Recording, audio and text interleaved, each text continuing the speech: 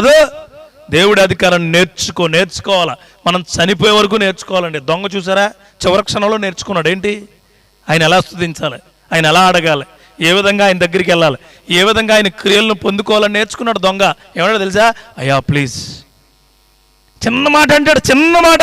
అయ్యా ప్లీజ్, నీకు కుదిరితే, నీకు ఇష్టమైతే నీ దగ్గరకు వచ్చినప్పుడు కొద్దిగా నన్ను జ్ఞాపకం చేసుకో అంతే అన్నాడు ఆయన. అంటే ఏంటి? నీ అధికారాన్ని బట్టి నన్ను జ్ఞాపకం చేసుకో. ఇంకో దొంగ ఏమంటాడు? రే చూసా, దేవుడట, గొప్ప దేవుడట, మనోడు. చాలామంది అంటారు, అమ్మా నీకు నేను ప్రార్థన చేస్తున్నానమ్మా అంటే, నీ ఇంట్లో చేసుకోముందు, నీ ఇంట్లో. నీ దొంగ, ఏ దొంగ? నిన్ను రక్షించుకునే దొంగ.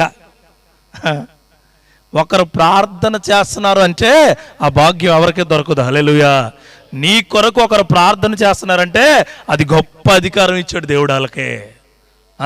మీ ఇంటి కొరకు కానీ, నీ కొరకు కానీ, నీ బిడ్డల కొరకు కానీ, నీ కుటుంబం కొరకు కానీ, నీ సంఘం కొరకు కానీ ఒకరు ప్రార్థన చేస్తున్నారంటే అది దేవుడిచ్చిన అధికారం మాత్రమే. చేయమని అడగండి. ఒకరికొకరు ప్రార్థన చేసుకోండి అన్నాడు దేవుడు. హల్లెలూయా. అది ఉండాలి. ఆయన కోసం నేను చేయాలా, నా కోసం ఆయన చేయాలా, మీకోసం మేము చేయాలా, మా కోసం మీరు చేయాలా.